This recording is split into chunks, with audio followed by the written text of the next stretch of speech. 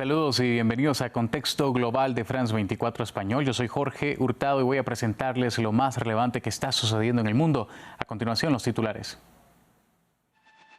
Israel llevó sus ataques en el norte del Líbano y dejó 21 muertos. Hasta ahora las operaciones se habían concentrado en el sur, el valle de Bekaa en el este y los suburbios de Beirut. El más reciente golpeó una casa que alojaba a familias desplazadas en una localidad de mayoría cristiana, mientras Israel asegura que sus objetivos fueron militantes de Hezbollah. Israel ordenó evacuar 25 aldeas en el sur del Líbano. Las fuerzas israelíes arremetieron de nuevo contra Jabalia, en el norte de Gaza, donde al menos 10 personas murieron mientras esperaban recibir alimentos, según informaron fuentes médicas palestinas. Los gazatíes se ven atrapados ahora entre la orden de Israel de trasladarse al sur y las advertencias de Hamás de no evacuar por el peligro de los desplazamientos. Los 13 magistrados de la nueva Corte Suprema de Justicia de Guatemala asumieron sus cargos para el periodo 2024-2029 tras un cuestionado proceso de elección. La jornada se vio empañada por la detención del exfuncionario del Tribunal Supremo Electoral, Ramiro Muñoz, quien iba a asumir como magistrado de la Corte de Apelaciones.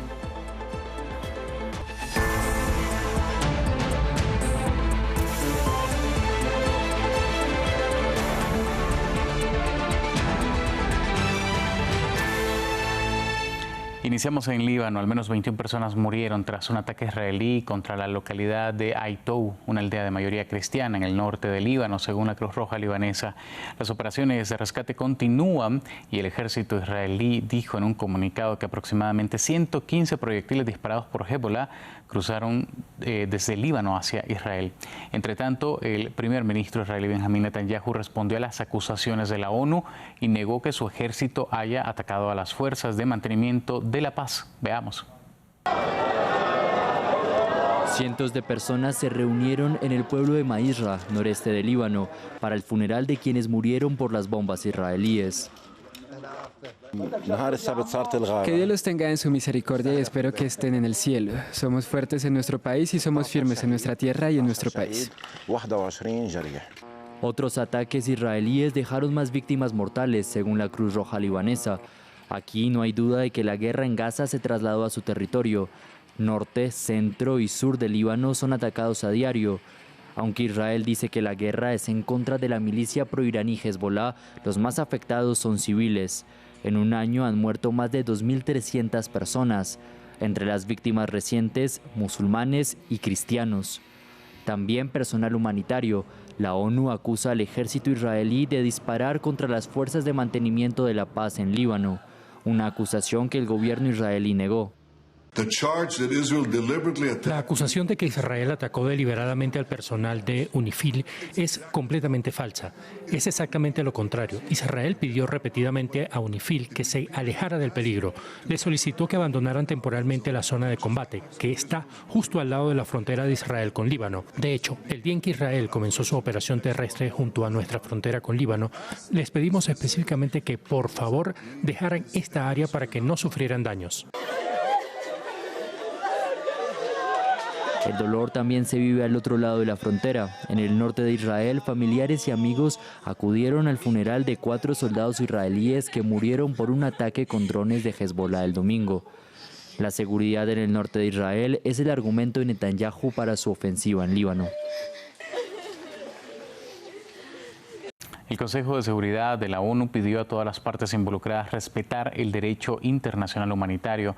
En una declaración conjunta, los 15 miembros del Consejo enfatizaron la importancia de garantizar la seguridad del personal de la Fuerza Provisional de las Naciones Unidas en Líbano y de los locales de la ONU, al tiempo que apoyaron la permanencia en el país. Escuchamos a la presidenta del Consejo de Seguridad de Naciones Unidas. En el contexto de las hostilidades en curso a lo largo de la línea azul, los miembros del Consejo de Seguridad expresaron su profunda preocupación después de que varias posiciones de la misión de paz de la ONU para el Líbano fueran atacadas en los últimos días. Varios miembros de las fuerzas de paz resultaron heridos Instaron a todas las partes a que respeten la seguridad del personal de la UNIFIL y de las instalaciones de las Naciones Unidas. Recordaron que las fuerzas de paz de las Naciones Unidas y las instalaciones de las Naciones Unidas nunca deben ser el blanco de un ataque.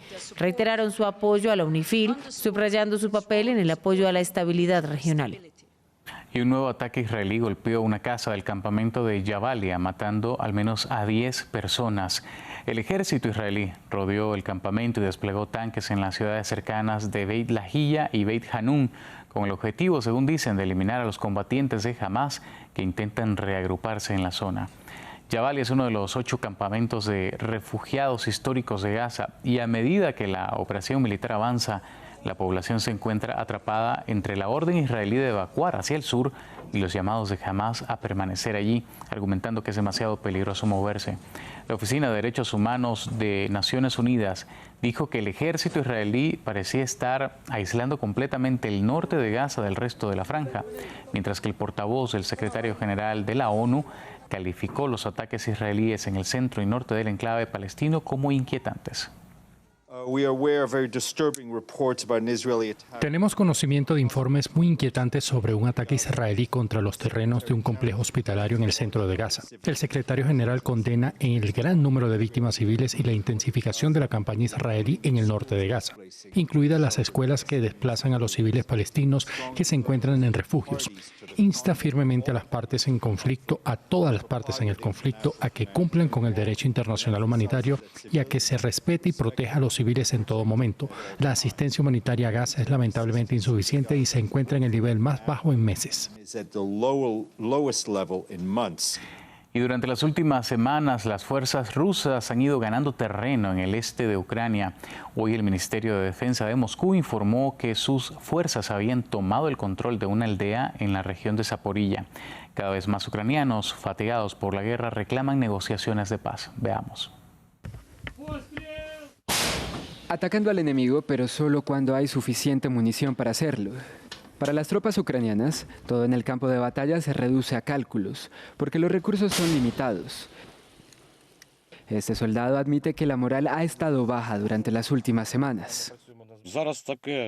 Los rusos nos atacan constantemente, tienen más mano de obra y armas. Estamos cansados, pero nos las arreglamos. El número de pacientes heridos en este hospital está en aumento. Este soldado, que estuvo en la línea del frente, tiene esquirlas de metralla en los ojos, la nariz, la frente y el cerebro. Lesiones causadas por las fuerzas rusas, que han ido ganando terreno en el este de Ucrania durante las últimas semanas. La victoria más reciente, una aldea que Moscú dice haber capturado en el sur de Zaporilla, después de casi 1000 días de guerra y sufrimiento. Esta ucraniana, que ha tenido que huir de su hogar, asegura que la solución son las negociaciones de paz.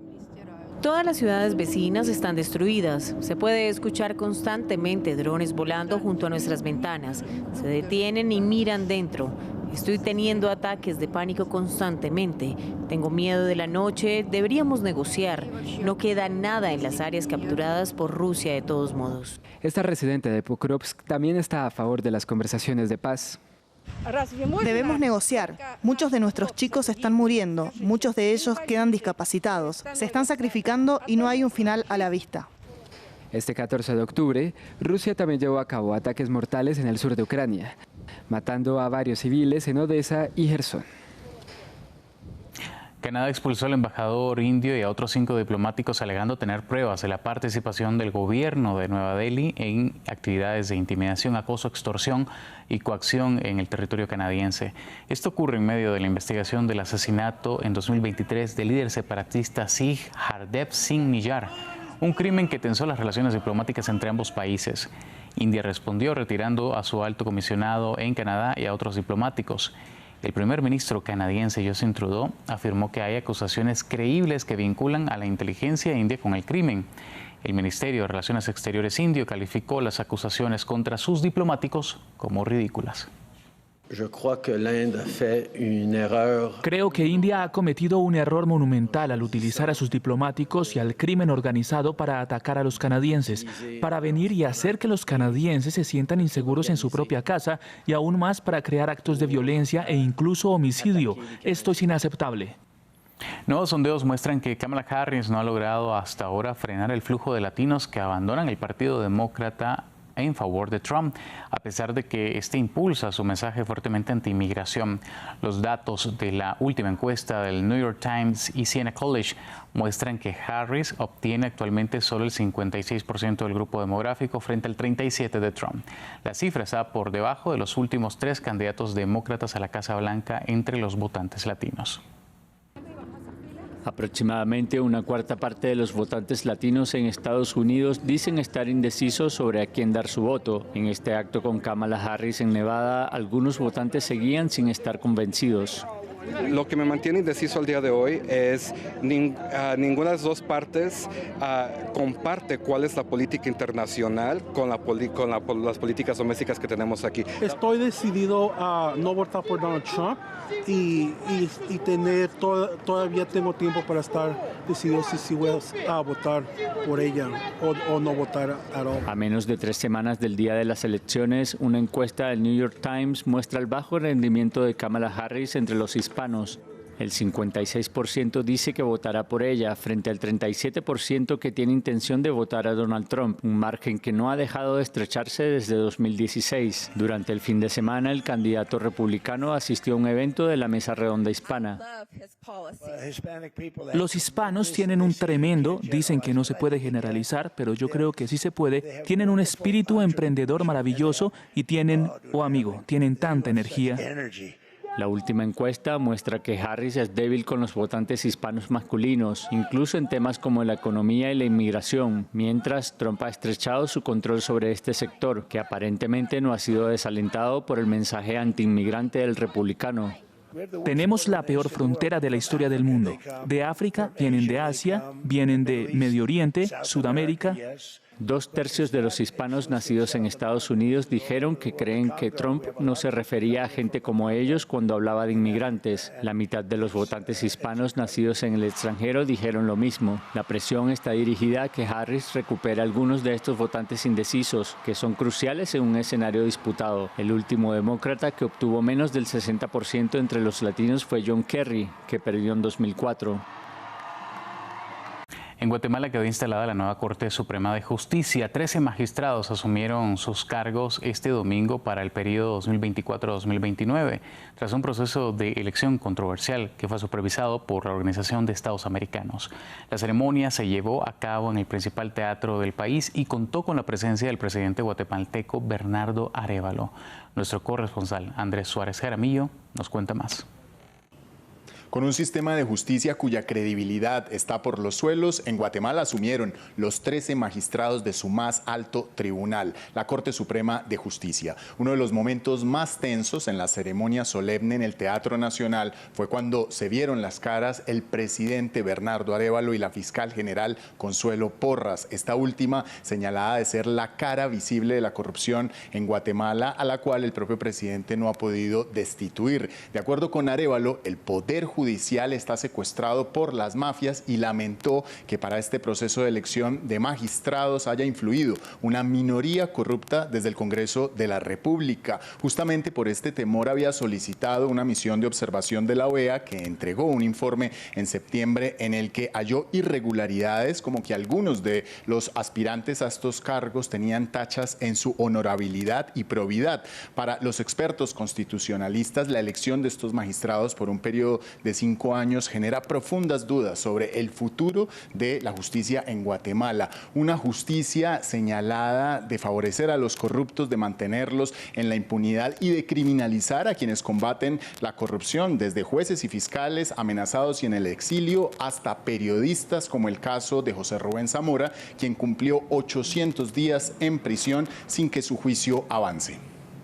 Y en Bolivia, partidarios del expresidente Evo Morales se enfrentaron con la policía en Parotani, en medio de protestas por las acusaciones de estupro por una menor de edad que pesan sobre el ex líder. Los manifestantes bloquearon una carretera en rechazo a las acusaciones contra Morales de abuso de un menor de edad. La policía dispersó a los manifestantes utilizando gases lacrimógenos, mientras los seguidores de Morales respondieron con piedras y explosivos caseros antes de retirarse hacia las colinas. El gobierno de Luis Arce criticó los bloqueos de carreteras acusándolos de perjudicar la economía de los más pobres. Y el rapero Sean Diddy Combs se enfrenta a 6 nuevas demandas por abuso sexual, incluyendo una que lo acusa de agredir a un menor. Estas demandas se presentan un mes después de que Combs fuera arrestado y acusado por un esquema de tráfico sexual y crimen organizado. Combs se declaró inocente en su caso penal y niega haber cometido delitos en otros casos civiles.